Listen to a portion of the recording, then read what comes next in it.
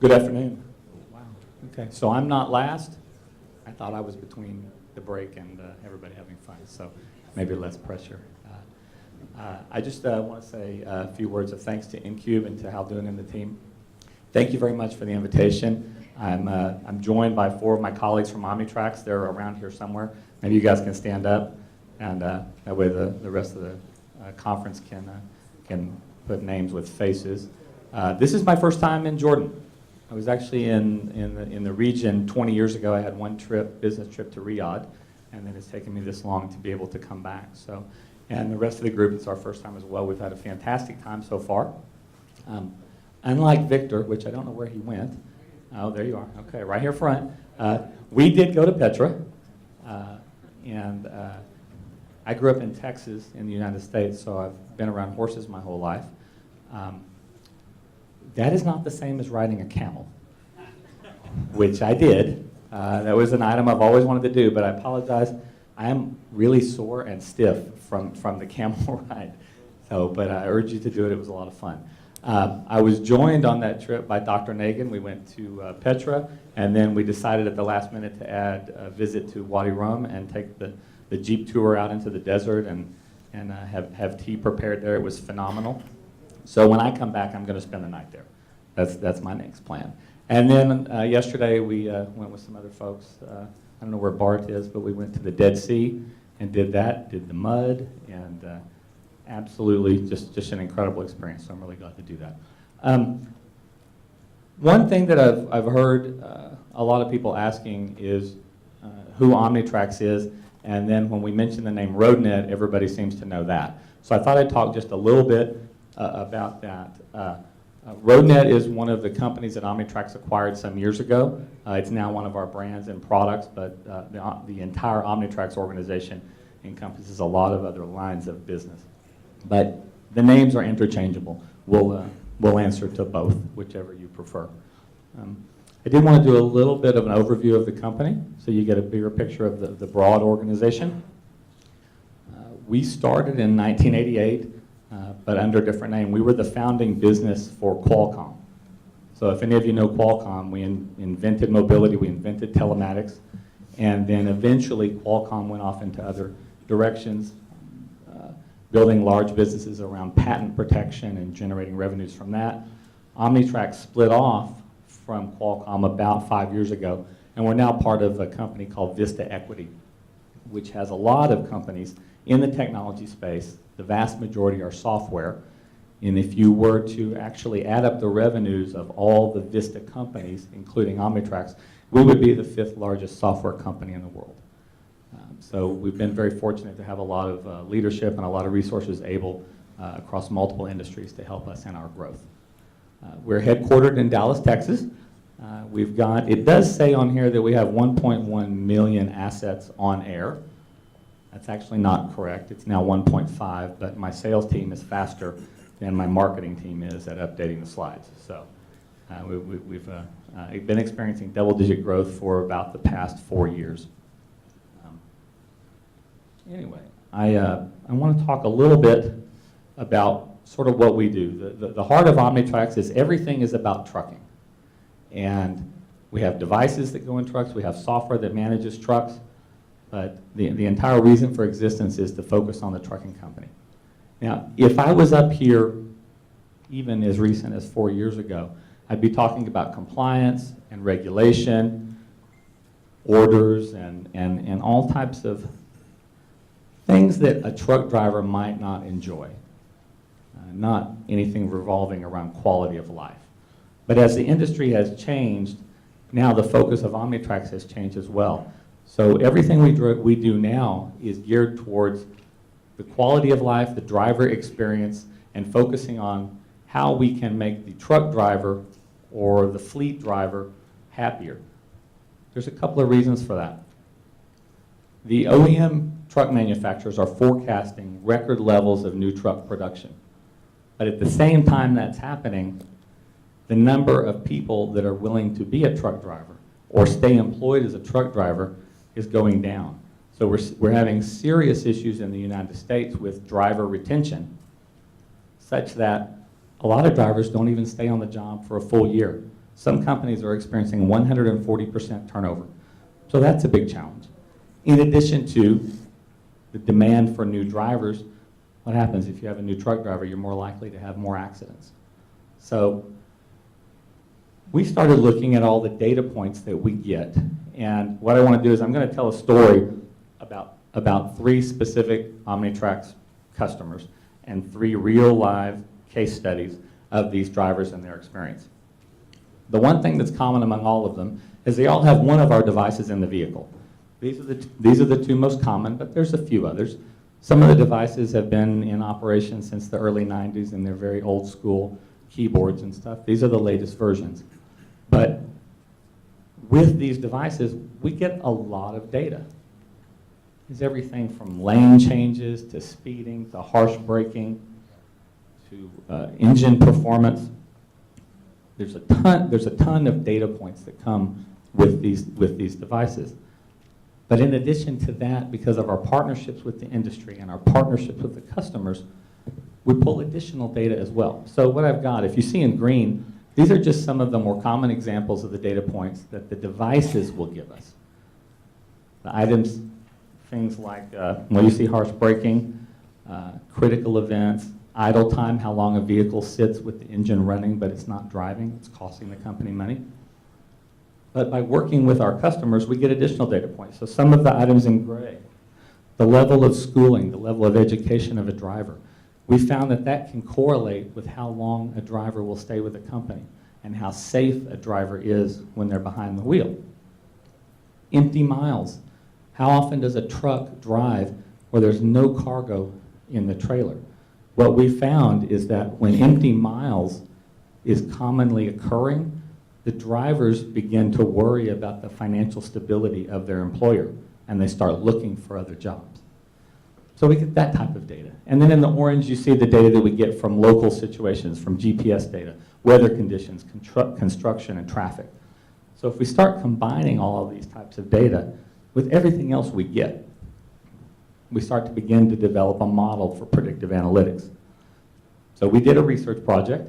We looked at 373,000 terminations of Omnitracs customers over 7 years. And by terminations, I mean resignations of drivers that resigned voluntarily, as well as drivers who were fired because of bad acting. They no longer were desired as an employee. We studied that amount. We looked at 458,000 drivers and over 21 million weeks of driving data. And those devices that I showed you a while ago, each one puts out over 1,100 data points that we can analyze. So we start plugging all this data in and to get a type of a model. And we started to pull out 1,000 common drivers just for something to work with. And then we looked at the data and the results, and we found we could rank drivers by lowest risk for an event, meaning they're going to have an accident or had one, to the highest risk, obviously the ones over on the left in red. And what we saw was that there's a significant jump in that 10% that's the outlier at risk for accidents or for voluntary terminations. So then if you start to combine that with knowledge of the driving experience, we see, okay, what's the profile of somebody who becomes a truck driver? And this varies by country to country. But in a lot of cases, it's someone who doesn't want to be in an office setting. They don't want to wear a tie. They don't want to have management in their face all the time. They want to be out on their own, somewhat self-directed, having a bit of an adventure in the open road. Side effect of that is it's a lonely job. If you're driving and you're away from your family for days or weeks, or in some cases in the United States, months at a time, it's very, very lonely. And it's a negative experience if the only time that you as a driver hear from your boss is when he's calling to complain that your idle time was too long, or you've been speeding 10 miles over the speed limit, or you got another ticket. So what we thought, and this is what we tried to prove out, is in these 10% of drivers that are at risk, that are an outlier from a normal, standard, safe driver, what would happen when we saw them performing poorly if we just did what we call a remediation call? meaning that the manager picks up the phone, calls the driver, chats with him for 5 or 6 minutes, just to ask how's it going. Asks, how's your family doing? You know, how's your son? Did he win at his football game last night? Just check in. And what we found is when we do that, these drivers start to tell us things or to tell their manager things about what's going on in their life, problems that they're having, giving an opportunity for the company to try to fix the problem or to support the driver in fixing the problem so that maybe the driver either doesn't stay distracted and have a wreck, or perhaps the driver doesn't decide to quit his job, forcing the company to go bring on someone new. So we start running everything through what we call the driver center. We get data points, again, from the vehicle data that I mentioned before, those devices, information from the human resources file and financial files of the company, and then external data. And we can plug all that in for our customers. And we plug that in, then drivers will be flagged when a couple of things happen. One, if their metrics stand out from the rest of the drivers at that fleet, or more importantly, if that driver has suddenly had a change in behavior. If they've been driving with the company for 5 years and they never speed and they have a pretty standard idle time, what happens if for 1 month all of those metrics are way off? Then we know something is occurring. So we have a couple of areas that we have a few areas that we can look at in terms of data. For specific customers, we look at accident frequency, workers' comp claims, meaning if the driver gets hurt on the job because they're distracted. Driver retention, are they going to stay with the job or are they going to leave and go someplace else? Recruiting, how well we can hire new, what types of messages help us hire new drivers. This is a really important thing in the industry because of the driver shortage. And then driver fatigue. Driver fatigue is responsible for more of the really bad accidents, the most costly accidents, and those that result in fatalities. Driver fatigue is the biggest contributor to that unfortunate event. But this is very company specific. If you look at the industry, accident severity and retention are the two things that all trucking companies need to focus on if they want to stay in a good position. So I said we were going to talk about a couple of drivers. These are actual specific cases. So in the case of driver 1, he'd been with our customer for 5 years. He had a very good safety record. He was always very reliable. He didn't take advantage of company expense reports. Just a very steady employee, the type of employee that you want to keep. Except suddenly he started flagging on the predictive analytics report. He started speeding a lot, something he'd never done before. He was having a lot of very harsh braking scenarios. He was changing lanes when he was driving in a very unsafe manner. He was driving a lot of what we call out-of-route miles, meaning driving down streets and going in directions that weren't part of the plan. So something was going on. Well, in addition to those metrics, we found that he was using his company fuel card to purchase increasing amounts of food and snacks at gas stations and truck stops. Now this company permits that, it's not a bad thing, but his pattern changed. He started buying a lot of junk food. He started buying a lot of Snickers candy bars and Mars candy bars and big sodas, something he'd never done before. Again, it's fine if you want to do it, but if you've not done it for 5 years and you suddenly start doing it in 3 weeks, there's some reason. Either he's stress eating or something. So this flags the driver, which then means the manager needs to do one of those 5-minute remediation calls. So the manager calls and says, tell me what's going on in your life. How are you doing? Well, it turns out the driver is having extremely severe financial problems. He's about to lose his house. So what's he doing in response? Like a typical driver, like a truck driver who's independent, he's not going to ask for help.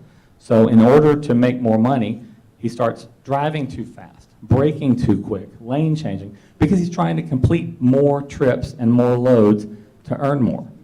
But then he's also trying to augment his finances by letting the company pay for more of his food rather than him going out to eat on his own. Thus, the Snickers purchases and the Mars bars. And all of these things sort of paint a picture of something has changed in this guy's life. But Because the manager called, he was able to have a conversation with the driver about what was going on. They knew he was good and they didn't want to lose him as an employee. He's too expensive to replace.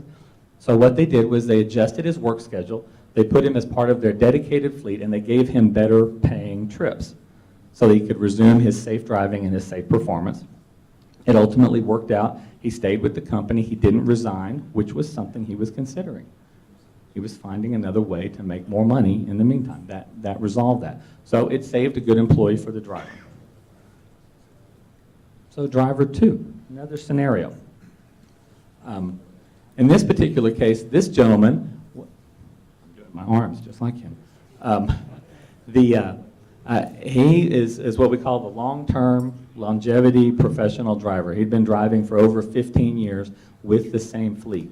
He had the highest safety scores of any driver this company had ever had. He was very steady, very safe. On the occasions that there was any type of an accident, it was always proven that it was not his fault. You know, someone ran into him, something like that. Great performer. But his metrics started to change also. You know, one of the things that we look at is idle time or fueling time at a truck stop. How long does a driver stay at a truck stop from the time they arrive to start fueling, to going in, to buying food, maybe purchasing a shower, maybe sitting in the break room. There's hours of service requirements that say how long a driver has to rest, just like a pilot on a plane. How long do they have to sleep? How long do they have to rest? How often do they take breaks? He started changing on everything. He was cutting it short. His idle time was going down, which on the face of it is a good thing. That means less fuel waste for a fleet. But it's weird for this guy to do it. He started spending less time on breaks. He wasn't taking the full sleep schedule. He wasn't taking all the breaks he needed. And then his HR file started popping up because he kept trying to adjust his schedule. For years, he would work whatever schedule the company came out with, deliver whatever loads. Well, suddenly, for the past 3 to 4 weeks, he was trying to change his schedule all the time to something different. So all these data points flag and say, we need to have another remediation call. So the manager calls and asks him, how are things? How is your job? What's going on in your life? Well, it turns out that there's a new member of the family. He has a new grandson, and he wants to be able to spend more time at home with the grandson. But in addition to that, other family circumstances have necessitated that he's acting as a caretaker or caregiver for this grandson more than just as a grandparent. He's taking on some parental roles. So he was planning to find another way to earn a living. He was going to resign as a truck driver and do something else that would allow him to have more time taking care of the grandson. So they had a conversation with the company. The company obviously wants to keep the driver. He's really good. So they made some adjustments. They adjusted his schedule so he could be home every weekend. They gave him more predictable routes so that he would not be gone for 4 or 5 days at a time. In most cases, he was able to be home every evening. This kept him employed. He's still employed, and all of his scores have gone back to the level they were before the change. But had the manager not called off of the data flags, this gentleman would just have resigned and gone to do something else. Maybe he would have been a greeter at Walmart. We don't know. But it saved a good employee, and it saved the company a lot of money. So the third one, this is the final of the three. This driver, again, was a very solid performer. He didn't have the longevity that the other two did. He's only been with the company, I think, 4 years. But good safety record, no problems. But his metrics turned out to be different. His idle time, or how long he stayed at a truck stop, started to increase significantly. He was taking breaks that were longer than are permitted. He started calling in to work saying, I can't come in today. He started being late to pick up his loads. All the metrics were indicating he's slowing down. He's not committed to being a driver for the fleet anymore. So something is wrong again. So the remediation call happened, and it turns out his 15-year-old son has been diagnosed with cancer. And he's trying to coordinate treatment. He's trying to spend time with his son. He's trying to have a lot of phone calls with his son. Oh, by the way, I forgot to mention, His phone log, he's been using the company phone for a lot more personal calls than he used to. So again, something else changed. The remediation call determined that he's trying to take care of his grandson, his son, through the cancer treatments. The company decided he was a valuable employee, he had a bright future, they didn't want to lose him, so they effectively allowed him to take unlimited time off, write his own schedule. They were very accommodating to what he needed to support his family. He's still a truck driver there. The son actually is finished his treatments and is starting his final year of high school next week. But again, a really bad situation worked out both for him and for the company just because they responded and had that conversation. The takeaway for this is, while we've got thousands and thousands of data points and we can predict behavior, and we'll talk about looking at accidents in a minute, in all of these scenarios, the data is only one point. The other piece is, you can't rely only on the data. It's only meaningful if you also follow on with the human interaction. So as we talk about being better technologists and measuring things better and having valuable KPIs and things that are effective and accurate, we can't forget about the final little piece. And something as simple as a 5-minute phone call can save a career and can save the company a lot of money in their retention. The last piece I want to talk about is the second item that most fleets are worried about. It's driver retention, but then also preventing events. And there's two kinds of events, what we call frequent and minor and severe events. Now, frequent and minor are a fender bender. Somebody had a minor little crash, or maybe the driver drove over a curb, maybe rocked about the items back in the trailer. Something that's not terribly severe, not terribly costly, and doesn't even always impact anyone else. There's a cost to these, and what we found is that distracted drivers and drivers who start speeding too much and flagging all those other device metrics we talked about are the ones that are most likely going to have an accident. And what we've looked at is, if they're flagging in the engine performance statistics, a remediation call within 2 hours will generally prevent an accident. Now, for severe events, these are the really bad ones. These are the ones that the truck turns over, a head-on collision, sometimes causing loss of life, can be really bad. What we know is that the vast majority of those are caused by a combination of psychological and physiological factors, notably lack of sleep. So in the regulations for driving in the United States and other countries, and this is becoming a more global approach, is how many hours can a driver sit behind the wheel before they're required to take a break. So if we can marry up a program of sleep science with performance metrics, then we can look at reducing the number of severe events. And so we did a study on that. And we looked at accident types. And this is actually the accidents that were actually predicted from Omnitracs clients over a period of 3 months. It was a total of 535 events. The poor animals suffered a lot more than anybody else. But when we looked at this, if you look at the big six fleets and the major severe events they happened, you can see them all here in red. The sideswipe, rear end, running off the road, jackknife, and rollover. And then head-on collisions. A lot of these resulted in loss of life. In addition to loss of life, they account for just 22% of the incidents, but over 88% of the total cost for this. And these loss of control events are over 900 times more expensive than the industry average. But you'll see the prediction rate is very good, and the remediation is equally positive. So in the end of it is, what we see is generally about a 75% reduction in accident frequency and severity if a remediation plan is followed. And then on retention, we can see a 67 to 68% reduction in turnover just by following the data for a remediation plan. 5-minute phone calls combined with data points can be really powerful in the trucking industry.